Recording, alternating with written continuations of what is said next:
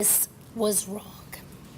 I cannot begin to express how shocked I was to learn of this message and how deeply sorry I am for the anxiety and fear. Anxiety on a community that's already under a lot of stress. This was a case where our normal procedures and protocols were not followed.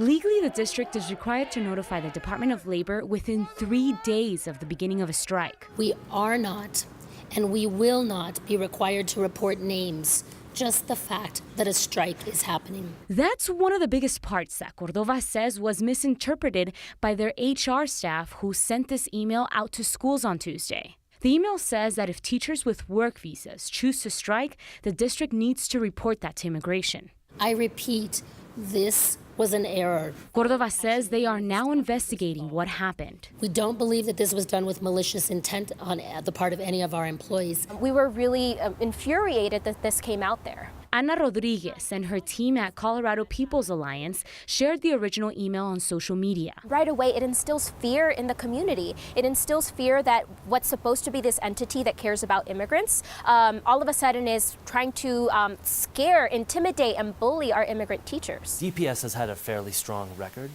in the past in supporting immigrant families and immigrant students and being a place of diversity and inclusion, which is what makes the letter more concerning. Immigration lawyer Hans Meyer says that's why the email surprised him.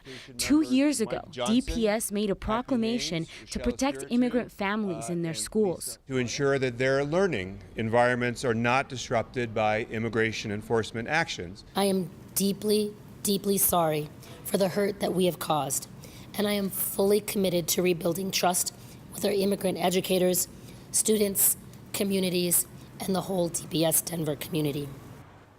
DPS says no one is on administrative leave because of this email, but a board member told me there could possibly be a termination.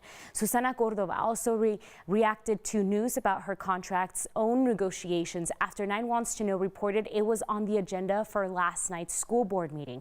Today she told us that she's delaying her own contract negotiations until teacher negotiations are over.